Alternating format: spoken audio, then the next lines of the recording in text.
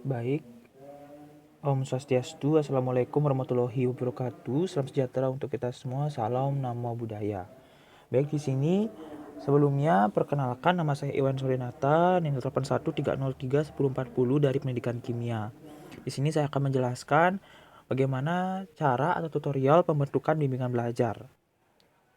Nah, di sini ada 3 pusaka rujukan yang saya gunakan, yakni dari jurnal.id, fintech.id, dan juga jadiberkah.com. Nah, di sini ketiga artikel ini saya rangkum dan menjadikan satu dan mencari cara-cara bagaimana cara membuka atau mendirikan suatu usaha bimbingan belajar. Nah, ada pun beberapa cara atau tips dalam membuka bimbingan belajar. Nah, di sini yang pertama itu awal dari rumah. Nah, kenapa awal dari rumah?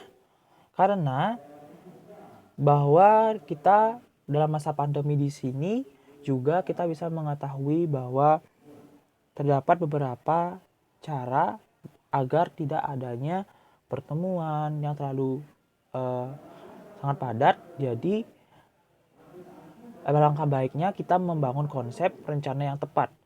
Nah, di mana mempersiapkan tempat untuk dijadikan suatu kantor atau usaha bimbingan belajar.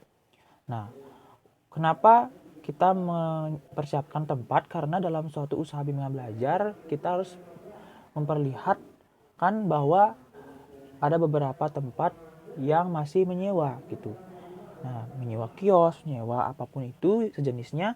Jadi kita perlu hindari tersebut agar tidak usaha tersebut tidak stuck atau mentok pada penyewaan kios atau tempat tersebut. Jadi pendapatan yang kita dapatkan nanti akan semakin banyak dan pengeluarannya akan semakin sedikit jika kita mempunyai tempat yang baik dan nyaman untuk para siswa seperti itu. Nah, yang selanjutnya yakni bekerja sama dengan teman. Nah, kenapa bekerja sama dengan teman? Karena bekerja sama dengan teman sesama pengajar untuk membangun sebuah bimbel. Nah, dengan berkolaborasi, Anda bisa mengembangkan usaha bimbel dan mendapatkan tenaga pengajar lain, sehingga dapat menerima lebih banyak siswa tanpa adanya suatu kesulitan dalam hal pengajaran. Dan itu proses promosi juga semakin mudah karena relasi yang banyak dapat membantu pemasakan. Selanjutnya, yakni marketing yang tepat. Untuk mendapatkan siswa, Anda perlu mempromosikan bimbel pada target yang telah ditentukan dengan marketing yang tepat. Nah, pilihlah cara pemasaran dengan modal yang sedikit namun efektif. Sehingga Anda tidak perlu mengeluarkan banyak modal yang sia-sia. Anda bisa menyebarkan brosur di sekolah-sekolah terkait. Selanjutnya, administrasi yang rapi. Nah, di sini meskipun Anda itu memulai usaha bimbel sendiri atau tanpa berkolaborasi dengan teman, Anda juga perlu mengelola administrasi bimbel dengan rapi. Kemudian pisahkan antara pekerjaan mengajar Anda dengan bimbel termasuk silabus yang Anda gunakan. Tips selanjutnya yakni pengelolaan keuangan yang baik.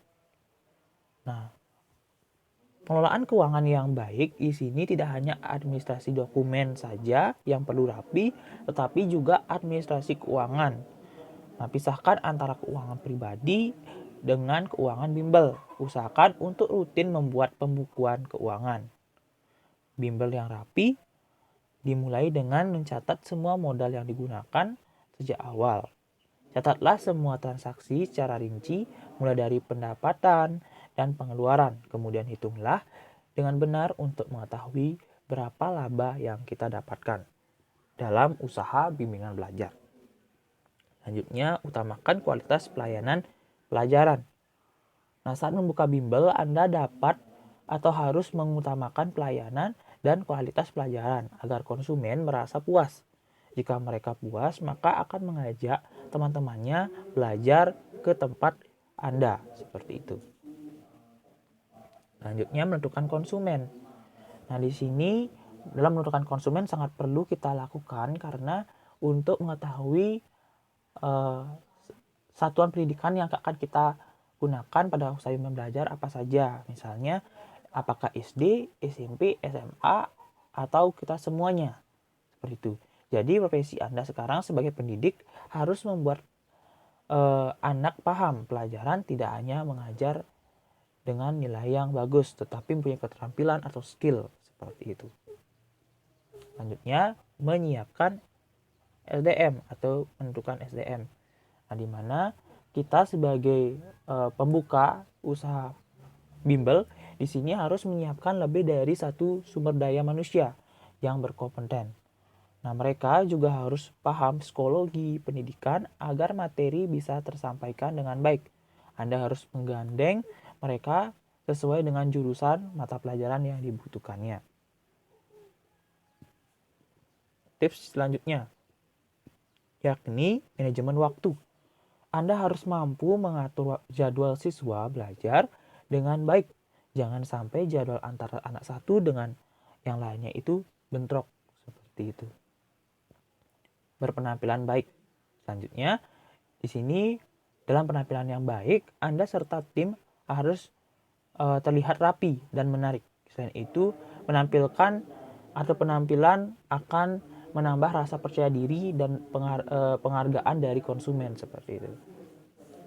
Selanjutnya, suasana belajar yang menyenangkan. Di mana dalam suasana belajar yang menyenangkan ini agar murid-murid itu dapat merangsang pemikirannya ke dalam pembelajaran dan juga sehingga murid-murid itu dapat menyukai apa yang akan kita ajarkan nantinya seperti itu. Nah, di samping itu mereka tidak jenuh saat belajar.